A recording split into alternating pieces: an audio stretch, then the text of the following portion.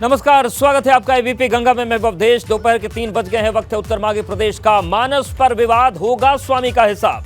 आज का ये सबसे बड़ा सवाल है। रामचरितमानस पर स्वामी के विवादित बयान से सपा ने किनारा तो कर लिया, लेकिन अभी तक कोई बड़ा एक्शन नहीं हुआ है। पिछली बार जब लोटन राम निषाद ने राम पर विवादित बयान दिया था तो उन्हें पार्टी से निकाल दिया गया था, लेकिन अभी तक स्वामी प्रसाद पार्टी में मौजूद हैं। सपा के नेता सिर्फ इतना कह रहे हैं कि मानस पर बयान निजी है और इस मामले का फैसला अखिलेश यादव करेंगे।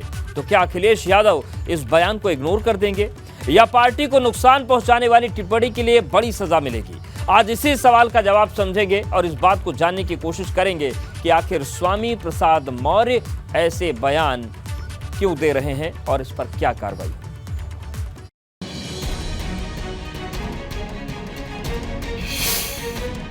मानस पर स्वामी विवाद, सपा के गले की फांस। आचार संहिता लगी हुई है। हम आपसे अनुरोध इतना करना चाहते हैं,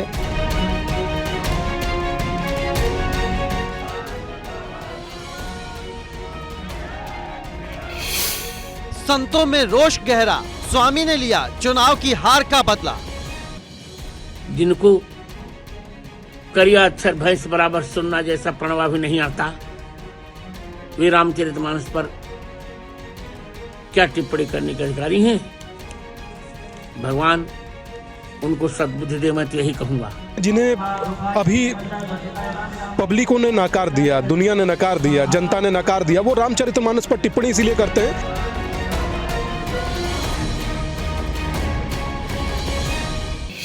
सपा ने किया बयान से किनारा, क्या स्वामी का दोष सारा? धार्मिक पुस्तक के बारे में उनको बोलने से बचना चाहिए। जिस दोहे के बारे में मौर्य जी ने कहा है, उसमें ताड़ना का अर्थ परखना और पहचानना है। तो सहमत नहीं है, इसलिए कि उनका अपना सोच है, पता नहीं किस उन्होंने कह दिया। जबकि आपने देखा नहीं है, समाजवाद के अंदर चाहे रामचरितमानस हो, चाहे वो कुरान हो, चाहे बाइबल हो, चाहे वो गुरु ग्रंथ साहब हो, सबकी इज्जत है। स्वामी पर संकट बढ़ा, सपा सुनाएगी सजा।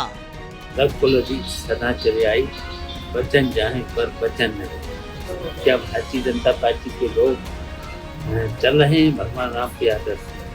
जो जितनी भी अशुभ बातें की है वो उन्हें मुबारक, जो जितनी भी अशुभ बातें की है वो उन्हें मुबारक। मानस पर विवाद, होगा स्वामी का हिसाब।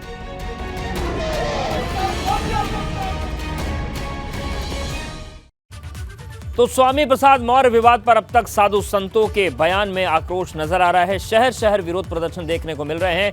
लखनऊ में स्वामी के खिलाफ शिकायत की गई है और भाजपा ने सपा को घेरना शुरू कर दिया है।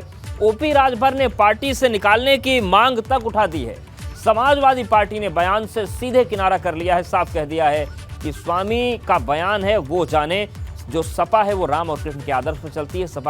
सपा ने बयान को निजी बताया और विवाद के बाद जो प्रतिक्रिया आई है स्वामी प्रसाद मौर्य की, वो ये कह रहे हैं कि जो जितनी भी अशुभ बातें किए हैं वो उन्हीं को मुबारक हो। तो ये पूरा विवाद आगे बढ़ रहा है। तो एक और स्वामी प्रसाद मौर्य के बयान से बचने की सपा कोशिश कर रही है, तो दूसरी तरफ हिंदू समाज के संत और आम लोग विरोध पर उतर आए हैं। विरोध की 4 तस्वीरें हम आपको दिखा रहे हैं। लखनऊ में स्वामी के खिलाफ पोस्टर लगा दिए गए, वाराणसी में 10 सिर वाला पुतला बनाकर जलाया गया और नारेबाजी की गई। प्रयागराज में साधु संतों ने दंडवत परिक्रमा कर स्वामी को सद्बुद्धि देने के लिए प्रार्थना की। वहीं 23 जनवरी को लखनऊ के हजरतगंज कोतवाली में स्वामी के खिलाफ शिकायत दर्ज कराई गई है। तो स्वामी प्रसाद मौर्य का चौतरफा विरोध शुरू हो गया है। हालांकि स्वामी प्रसाद मौर्य विवाद खड़े करते रहते हैं, कोई नई बात नहीं है। साल 2014 में देवी देवताओं पर उन्होंने आपत्तिजनक टिप्पणी कर दी थी। आपत्तिजनक टिप्पणी पर सुल्तानपुर में केस दर्ज हुआ था। बसपा छोड़ने के बाद मायावती पर उन्होंने बयान दिया आपत्तिजनक, हंगामा खड़ा हो गया। भाजपा में आने के बाद 3 तलाक पर बयान दिया, उसमें भी बवाल उन्होंने करवाया।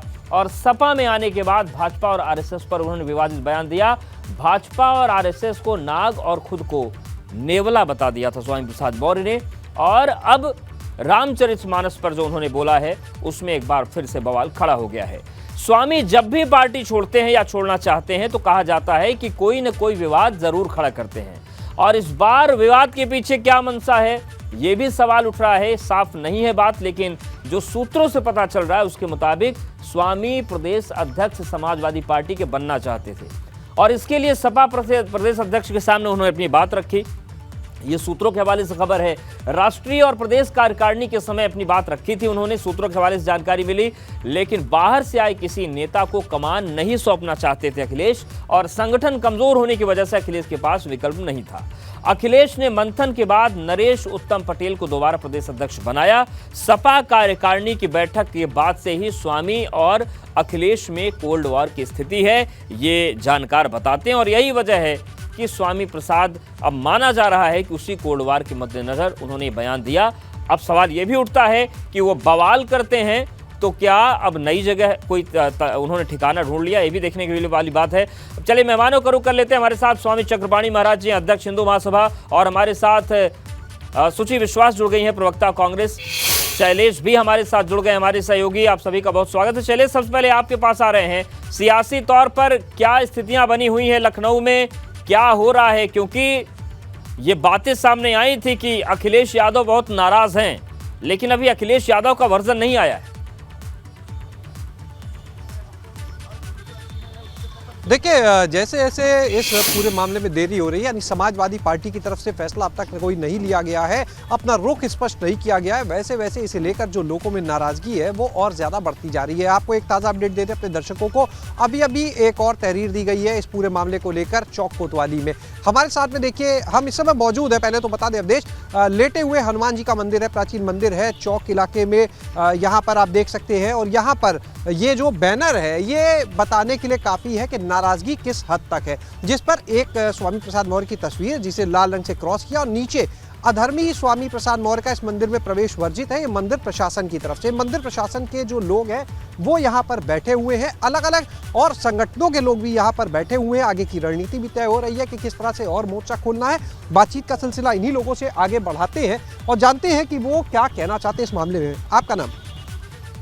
मैं डॉक्टर रुचि चतुर्वेदी और धर्म रक्षा संघ से और मंदिर परिवार की ओर से मैं ये कहना चाहती हूँ कि जो मानस को नहीं मानता संसार उसे नहीं जानता।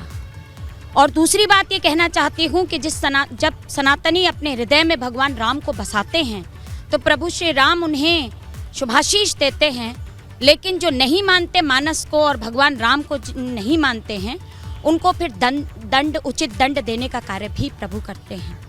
पंक्तियाँ मैं अपनी आप तक पहुँचाती हूँ कि जगत विधायक जन जन नायक दुष्टों के संहारक हैं, विघ्न विनाशक कष्ट निवारक श्री रघुवर सुख कारक हैं। वो सुख भी देते हैं और दुष्टों को उचित दंड भी देते हैं। आपका नाम जी? मैं मोहित शर्मा, धर्म रक्षक संघ से प्रदेश महामंत्री। मोहित जी बताएं, आप लोग अभी एक FIR भी कोई इसको लेकर कराने गए? जी, अभी हमने चौक कोतवाली में तहरीर दी है धर्म रक्षा संघ की तरफ से कि स्वामी प्रसाद मौर्य जी ने जो वक्तव्य दिया है श्री रामचरितमानस पे, उसके ऊपर उचित कार्रवाई की जाए और उनके ऊपर जो भी दंडात्मक चीज़ें हो सकती हैं वो की जाए। विवेक जी से भी हम बात करेंगे, यहाँ पर अवधेश जो मंदिर के अध्यक्ष है प्रशासन के, लेकिन उससे पहले एक हम बातचीत करेंगे यहाँ पर जो मंदिर प्रशासन से जुड़े कोषाध्यक्ष हैं, क्योंकि ये जो लखनऊ में गुलाला घाट है उसके महामंत्री भी हैं। जी आप बताएं। मैं रिद्धि किशोर गौड़ और यहाँ का मंदिर ट्रस्ट का मैं कोषाध्यक्ष हूँ। गुलाला घाट शमशान समिति जो प्राचीन शमशान घाट है उसका मैं महामंत्री हूँ। मेरा कहना ये है कि राम हम लोग के आराध्य हैं और जब अंतिम संस्कार होता है तब भी राम नाम सत्य है बोला जाता है, और मैं समझता हूँ कि अब इनका राम नाम सत्य तो बोलना तो उचित नहीं होगा, और हम लोगों का तो प्रयास ये रहेगा कि इनका सनातनी और हिंदू संस्कार रीति से अंतिम संस्कार भी न किया जाए और गुलाला शमशान घाट पर तो नहीं करने दें। तो रोकना चाहेंगे किसी के लिए भी इस तरह से बातें कहने से, भले भी जो भी उन्होंने कृत्य किया हो। यहाँ पर विवेक जी से बात करेंगे। अवधेश जी, विवेक जी आप बताएं, अध्यक्ष है इस मंदिर प्रशासन के, बैनर आप लोगों ने लगवाया? जी बिल्कुल लगाया है। जैसे कि आप मेरे पीछे बैनर देख पा रहे हैं और उसके पीछे देख रहे हैं कि 108 फुट ऊंची उत्तर भारत की एकमात्र विशाल धर्म ध्वजा है। यानी एक स्थान जो है ये वास्तव में धर्म का स्थान है, और इस स्थान के जो मुख्य देवता हैं वो श्री हनुमान जी महाराज हैं जो विश्राम विभोर अवस्था में हैं, और उनके यदि आप विग्रह को देखेंगे तो राम और लक्ष्मण जी कंधे पर हैं। तो बिल्कुल, ऐसे तो कुल पवित्र मिलाकर जितने स्थान, भी जहाँ सनातन पे धर्मी धर्म हैं का या राम स्थान। भक्त हैं, उनको ये टिप्पणी पसंद नहीं आई। अपने अपने तरीके से विरोध हो रहा है। हमारे साथ चर्चा में अनिला सिंह जी भी जुड़ गई हैं, प्रवक्ता भाजपा। अनिला जी, आपके पास ही आ रहे हैं। जिस तरीके की पूरी परिस्थिति बनी है उसमें एक्शन की मांग तो हो रही है, लेकिन एक्शन कहां से होगा, कौन करेगा, और प्रशासन और शासन पर भी लोग देख रहे हैं कि क्या आप लोगों की तरफ से, सरकार की तरफ से कोई कदम उठाया जाएगा इस मामले पर? मेरी सबको राम राम। और ये कोई, मुझे लगता है कि एक नया ट्रेंड और एक नया फैशन जो है जो शुरू हो गया है, जो सनातन पे, हिंदू देवी देवताओं पर, हमारी जो धार्मिक पुस्तकें हैं उनका अपमान करो। एक होड़ सी लग गई है कि कौन कितना ज्यादा अपमान कर सकता है। और ये जो जयचंदों की फौज है, ये खुद भी हिंदू है। मैं बाहर वालों को क्या कहूँ, जब हमारे खुद के पैसे खोटे निकल रहे हैं। कभी भगवान श्री राम पे टिप्पणी करते हैं, कभी भगवान श्री राम का जो भव्य मंदिर का निर्माण होता है उसमें अर्चने बनकर खड़े हो जाते हैं। और अभी एक ये नया फैशन शुरू कर दिया है। रामचरितमानस पे पहले टिप्पणी करते हैं आरजेडी के नेता मंत्री, और फिर अब आ गए हैं स्वामी प्रसाद मौर्य। और केवल ये कहने से समाजवादी पार्टी जो है किनारा नहीं कर सकती है। ये इनका व्यक्तिगत बयान है और हमें बहुत नाराजगी है और हम भगवान श्री राम में आस्था रखते हैं। बिल्कुल भी नहीं साहब, आपकी पार्टी में आप एक्शन क्या ले रहे हैं? एफआईआर दर्ज हो गई है और जो कानून कहेगा वो तो कानून अपना काम करेगा, परंतु मुझे ये भी जानना है कि समाजवादी पार्टी क्या एक्शन ले रही है। अगर कोई एक्शन समाजवादी पार्टी नहीं ले रही है और केवल लिप सर्विस कर रही है, तो सीधी सी बात है, सारे सेवकों के ऊपर जिन्होंने गोली चलाई, सरयू नदी का रंग जो लाल किया था, आज वो फिर से कहीं ना कहीं ऐसे रामद्रोहियों के साथ खड़े हुए हैं। बिल्कुल, ये सवाल तो है, लेकिन इन सवालों से अब सपा पूरी तरीके से भाग भी चुकी है। इस मुद्दे पर कोई बात करने को तैयार नहीं है चर्चा में। लेकिन सुचि विश्वास जी, ये बताइए कि जिस तरीके से पूरी स्थितियां बन रही हैं, क्या होना चाहिए? क्योंकि ये जो हालात हैं ये केवल सांप्रदायिक सौहार्द नहीं, कानून व्यवस्था के लिए भी खतरनाक हैं। कभी भी स्थिति अगर बिगड़ गई तो संभाले नहीं संभलेगी। देश ने कई ऐसे दुर्भाग्यशाली क्षण देखे हैं। बहुत दुखद है। स्वामी प्रसाद जी के बयान की जितनी निंदा की जाए कम है। और मुझे तो लगता है कि भारतीय जनता पार्टी में उनकी पुत्री संघमित्रा मौर्य जी भी हैं। एक खंडन, ना केवल भाजपा प्रवक्ता बल्कि भाजपा के सांसद और अनुशासित कार्यकर्ता होने के नाम पर अपने पिता के लिए ही 2 शब्द उन्हें व्यक्त करने चाहिए, कम से कम नैतिक जिम्मेदारी है। दूसरी ओर मैं अनिला सिंह जी की बात से सहमत हूँ। भारतीय जनता पार्टी ने ऐसा कटुता, वैमनस्यता, नकारात्मकता और सांप्रदायिकता का माहौल पूरे देश में कर दिया है कि हर कोई सार्वजनिक जीवन और संवैधानिक पद से जुड़ा व्यक्ति इस बात का ठेका लेके बैठा है कि कैसे कोई नकारात्मक बयान दो, धर्म आधारित बात कहो और उसके बाद सारी लाइमलाइट और टीआरपी और पुतला दहन से लेकर अपनी राजनीति को सुरक्षित करो। तो ऐसे लोगों में मुझे लगता है कि नैतिकता का बहुत अभाव है। धर्म और संस्कृति पर किसी का ठेका नहीं है, किसी का एकाधिकार नहीं है। और महात्मा गांधी जी के अंतिम शब्द हे राम थे। हमारी ही संस्कृति में राम राम है। अनिला जी तो भी राम राम खुद कहती है।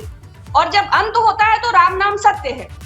तो ऐसे में जो राम नाम के दुरुपयोग से अपनी राजनीति सुरक्षित करते हैं, मुझे तो लगता है उनका लौकिक और पारलौकिक दोनों ही जीवन खतरे में है।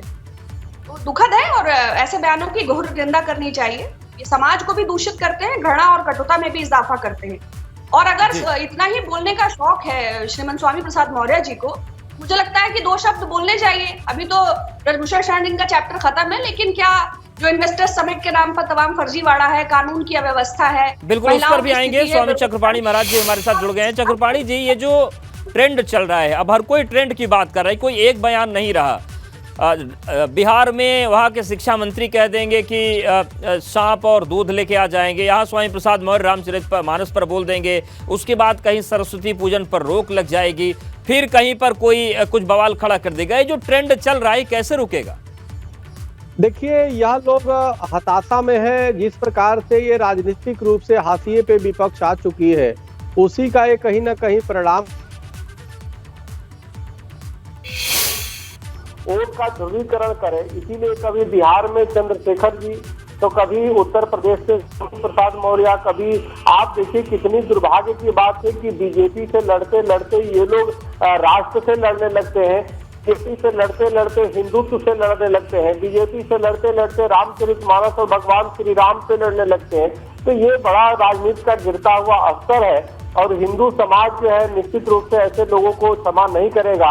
हमारी हिंदू महासभा हर जगह इनके खिलाफ धरना प्रदर्शन और इनके खिलाफ FIR दर्ज करवा रही है, और लखनऊ में भी हुआ है, हमारे ग्वालियर में भी हुआ है, हमारे तमिलनाडु में भी, हर जगह हुआ है। तो निश्चित रूप से सबसे बड़ी बात यह है कि आप देखिए कि इनके पार्टी के जो मुखिया वो कार्रवाई नहीं करते, जिसकी वजह से इस प्रकार की बातें आ रही है बार बार। और इनका तो स्वामी प्रसाद मौर्य का तो चरित्र रहा है, कभी गौरी गणेश जी की पूजा न करने का वो करेंगे कि पूजा मत करो, विरोध करेंगे गौरी गणेश जी का। कभी अब देखिए श्री रामचरितमानस पे इन्होंने टिप्पणी किया। तो ये इनकी बददिमागी है, ये बहुत ही घृणित है, और राजनीति का गिरता इनका स्तर है कि किस प्रकार के संकीर्ण मानसिकता के लोग हैं, कि जिस देश में है वहाँ के बहुसंख्यक वर्ग को किस प्रकार से अपमानित कर रहे हैं, हिंदू समाज को किस प्रकार से प्रताड़ित कर रहे हैं, किस प्रकार से उनको हर उनके धर्म ग्रंथों पे टिप्पणी कर रहे हैं। बाकी इनकी हिम्मत नहीं कि किसी और दूसरे मजाक। बिल्कुल, ये सिलसिला रुक नहीं रहा है स्वामी चक्रपाणी जी, और आचार्य सत्येंद्र दास जी भी हमारे साथ जुड़ गए हैं, मुख्य पुजारी हैं श्री रामलला के। आचार्य जी, ये जो पूरी तस्वीर और परिस्थिति बन रही है, राम राज्य की बात आप लोग करते हैं, राम के प्रति सम्मान करता है पूरा देश, और इस मामले में कोई दल और नेता की बात नहीं, सब ये बात मान रहे हैं। फिर ये जो लोग हैं जो विरोध कर देते हैं राम का, रामचरितमानस का, रामायण का, तमाम किरदारों का, ये कौन लोग हैं और क्यों कर देते हैं महाराज जी? कुछ समझ पाए क्या आप? अब तक लंबा विरोध देखा है आपने? जी, ऐसा है कि हमारे यहाँ पुनर्जन्म होता है, दूसरा जन्म। तो भगवान राम लंका में जा करके जिन राक्षसों को मारे, जिनकी कुछ लोगों की मुक्ति हो गई, कुछ लोगों की जो मुक्ति नहीं हुई है वही भारत में पैदा हुए हैं। जो लोग राम का विरोध कर रहे हैं वो सब पूर्व जन्म के राक्षस हैं, और राक्षस अब मनुष्य रूप में आ गए हैं। तो मनुष्य रूप में आने के बाद में उटपटांग और राम के ऊपर, रामायण के ऊपर इस प्रकार के विरोध दर्शा रहे हैं, जो बिल्कुल गलत है। और जो भी स्वामी प्रसाद मौर्य जी ने कहा है वह बिल्कुल गलत है। उसको एक पैसे का रामायण का ज्ञान नहीं है। मैं समझता हूँ कभी रामायण देखा भी नहीं हुआ, पढ़ने की बात छोड़ दीजिए। ऐसी स्थिति में उसको क्या कहा जाए, जो रामायण जैसे ग्रंथ, पवित्र ग्रंथ, जिसके भगवान राम जब वनवास जाने लगे हैं तो जिन लोग मिले हैं उनके, चाहे वो केवट हो, चाहे मल्लाह हो, चाहे गिरवासी हो, चाहे बनवासी हो, चाहे बानर हो, चाहे भालू हो, सबको गले लगा करके चलने वाले भगवान राम का चरित्र उसमें है। और ऐसे बात ही कह रहे हैं कि नहीं ये तो दलित विरोधी है और ये रामायण इसको बैन करना चाहिए। जो बात वो कहा है वो सब एक भी गलत सही नहीं है, सब गलत है और सब बनावटी है। और ये मानसिकता, दूषित मानसिकता है रामायण के पर, भगवान के प्रति। ठीक है, लेकिन सवाल ये है कि मानसिकता कैसे दूर होगी। लेकिन अनिला जी, मेरा एक सवाल आपसे है कि जो भी माहौल बन रहा है, जो खराब हो रहा है, उसमें सत्ता की बड़ी जिम्मेदारी हो जाती है। संजय निषाद जी आपके मंत्री हैं, कई बार वो भी विवादित बात बोल देते हैं राम के जन्म को लेकर। शिलालेख लिखा, 22 प्रतिज्ञाओं वाला जो शिलालेख है, जिसमें ये साफ तौर से लिखा है कि राम, कृष्ण, गणेश, लक्ष्मी को हम नहीं मानते, हम उनकी पूजा नहीं करेंगे। वहां पर जाकर आपके केंद्रीय मंत्री शीश नवाते हैं। तो ये माहौल कैसे सुधरेगा? एक तरफ तो आप लोग विरोध कर रहे हैं आपकी पार्टी की जो विचारधारा है या जो राष्ट्र की विचारधारा है, लेकिन आपके बीच से भी तो लोग जाकर वो काम कर रहे हैं जो नहीं करने चाहिए। देखिए, जहाँ तक निषाद जी की विषय है, बिल्कुल वो हमारे कोएलिशन पार्टनर है, इसमें कोई दो राय नहीं है। जो भी उन्होंने कहा है, अगर कोई भी हो, चाहे वो निषाद साहब हो या कोई भी व्यक्ति हो, किसी भी राजनीतिक दल से आता हो, FIR अगर लॉन्च होती है और कानूनी कार्रवाई जो भी कानून कहता है, तो डेफिनेटली जो कानून है वो अपना काम करेगा। क्योंकि आस्था के साथ नहीं खिलवाड़ करना चाहिए, आस्था को हमें राजनीति से परे रखना चाहिए, बिल्कुल परे रखना चाहिए। और यहाँ पर केशव प्रसाद मौर्य कुछ कह रहे हैं इस मुद्दे पर, उनको एक बार सुन लेते हैं। भोपू बन करके जो बयान श्री रामचरितमानस से जुड़ी हुई चौपाइयों को जोड़ करके दिया गया है, और फिर समाजवादी पार्टी के ही कुछ नेताओं के द्वारा उसका विरोध करवाना और स्वयं श्री अखिलेश यादव जी का इस मुद्दे पर चुप रहना, यह सवाल खड़ा करता है कि जो प्रयागराज के 2019 के कुंभ में वह डुबकी लगाने के लिए गए, या जो अपने को वह भी यह कहते हुए नहीं थकते हैं कि हम भी भगवान श्री राम के, भगवान श्री कृष्ण के वंशज हैं, और उसके बाद इतना राम भक्तों की भावनाओं को आहत करने वाले बयान और उस पर चुप रहना, यह उत्तर प्रदेश के माहौल को खराब करने का एक असफल प्रयास है। मैं अगर आप सबके सामने जिन डॉक्टर राम मनोहर लोहिया जी का नाम लेकर के ये कहते हैं कि हम समाजवादी हैं, वही डॉक्टर राम मनोहर लोहिया जी ने कहा था कि भगवान श्री राम इस देश के कर्म हैं, भगवान श्री कृष्ण इस देश के हृदय हैं, और भगवान शिव इस देश के मस्तिष्क हैं। और अगर समाजवादी अपने आप को मानते हैं तो इस बयान के तत्काल बाद उन्होंने इसका विरोध क्यों नहीं किया। समाजवादी पार्टी का इतिहास श्री राम जन्मभूमि आंदोलन,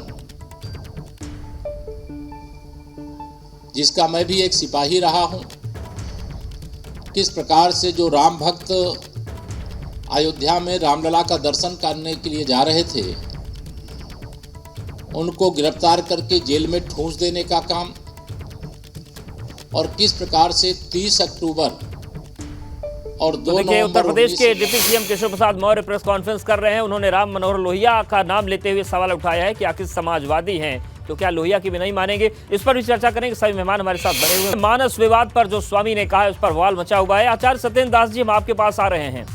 देखिए, ये संपूर्ण सत्य है कि जातियों के पीछे जिस तरीके से भारत की राजनीति भाग रही है, तो कुछ जातियों को भ्रमित करके उनको साधने के लिए मानस पर विवाद चलता रहेगा, अपमान चलता रहेगा, और ये बढ़ेगी प्रवृत्ति, इसमें कोई दो राय नहीं है। लेकिन जब मानस की चौपाइयों पर विवाद बार बार हो रहा है, तो अयोध्या के संत और आप तो मुख्य पुजारी हैं, क्या आप लोग कुछ सोच रहे हैं कि जिन चौपाइयों पर विवाद हो रहा है वो लोगों को समझाई जाए ताकि उनको कोई भ्रमित ना कर सके, क्योंकि प्रवृत्ति बढ़ी है और बढ़ेगी, संकेत यही बता रहे हैं। जी हाँ, बिल्कुल जो बता रहे हैं, जात पात में बांटने की स्थिति आ रही है, जबकि ऐसा कुछ नहीं है। वह चौपाइयों का जो अर्थ है वो अपने आप में बहुत ही महत्वपूर्ण है, और यह रामायण को इस पर देखना चाहिए कि यह रामायण की जो रचना हुई है, इसको सबसे पहले भगवान शंकर ने इसको पहले रचना किया था। रच महेश निज मानस राखा, पाई सुसमय शिवासन भाखा। तो भगवान शंकर जी ने जिस रामायण की रचना की, बाद में तुलसीदास ने इसको लिपिबद्ध किए थे। तो ऐसे रामायण को, जिस रामायण के लिए पूजा होती है, लोग आदर के साथ करते हैं, जो नहीं पढ़ पाते उसकी पूजा करते, उसके दर्शन करते हैं। तो इस प्रकार के ऐसे रामायण में जिस भगवान राम को भी सारे समाज को लेकर के चलने वाले मर्यादा पुरुषोत्तम भगवान हैं, कभी मर्यादा का उल्लंघन नहीं किया है। यहाँ तक कि उसने वनवास जाने पिता का बात छोड़ मान कर। लेकिन आचार्य जी, चीज कैसे समझाएंगे, क्योंकि ये जो नेता बोलते हैं इनके लाखों समर्थक भी हैं, और वो इसी पर हाय तौबा मचा रहे हैं कि सही कहा हमारे नेता ने। देखिए, सही तब पता उनको चलेगा जब वास्तविकता पता चलेगा। वास्तविकता जब ये पता चलेगा नहीं है, बरगला रहे हैं और जात पात में बांट करके यह वोट के राजनीति कर रहे हैं, तब उन लोगों को जब पता चलेगा कि नहीं, तो हम ठीक है। ये एक सवाल है। और अनिला जी, आखिरी सवाल मेरा आपसे है कि राम मंदिर बन रहा है, उसमें बहुत कुछ ऐसा होगा जो लोगों को इतिहास के बारे में बताएगा, पात्रों के बारे में बताएगा। क्या इसकी जरूरत महसूस हो गई है कि उस राम मंदिर में एक ऐसा विभाग भी बने जो इन विवादों का हल करे, लोगों को समझाए कि चौपाइयों का अर्थ क्या होता है, अलंकार कैसे इस्तेमाल होते हैं? नहीं, आप बहुत अच्छी बात कह रहे हैं, और पर क्या किया जाए? जो आरजेडी जैसी, समाजवादी पार्टी जैसे जो राजनीतिक दल हैं, जो वोट बैंक की राजनीति करते हैं, तुष्टीकरण की राजनीति करते हैं, उनको आप कुछ भी सिखा पढ़ा दीजिए, उनको फिर भी नहीं समझ में आएगा, क्योंकि वो आस्था के साथ खिलवाड़ करते हैं, उससे राजनीतिकरण करते हैं। जी। परंतु मैं ये कहूंगी कि ये जो पूरा एक एपिसोड चला है आरजेडी और जेडीयू की सरकार में, जो कैबिनेट मंत्री हैं जिन्होंने शुरू किया था, अभी स्वामी प्रसाद मौर्य उसमें जुड़ गए हैं कि हमारे जो धार्मिक पुस्तकें हैं बिल्कुल, और ये बिल्कुल ये प्रक्रिया रुकनी चाहिए। और आप सभी का बहुत धन्यवाद। एक बार फिर से रुक करते हैं डिप्टी सीएम केशव प्रसाद मौर्य का, उनकी प्रेस कॉन्फ्रेंस चल रही है और इस पूरे विवाद पर वो बोल रहे हैं। उन दलों के जो मुखिया हैं उनके द्वारा इस विषय पे अपनी बात स्पष्ट तौर से सामने रखना चाहिए कि उस बयान के समर्थन में है कि विरोध में।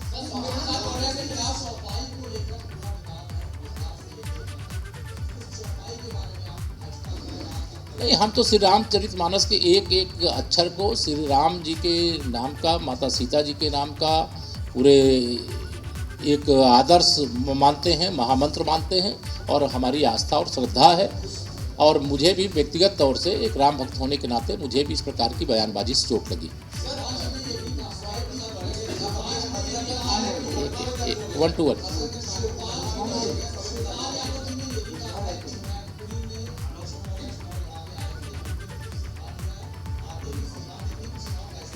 चलिए, वो चुनाव की बात जब आएगी, चुनाव की बात हम लोग देख लेंगे।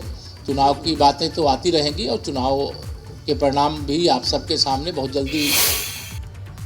तो केशव प्रसाद मौर्य को आप सुन रहे थे, उन्होंने कहा है कि राम भक्त के तौर पर मुझे चोट लगी है और एक एक शब्द जो है रामचरितमानस का, उसके प्रति हमारी श्रद्धा है।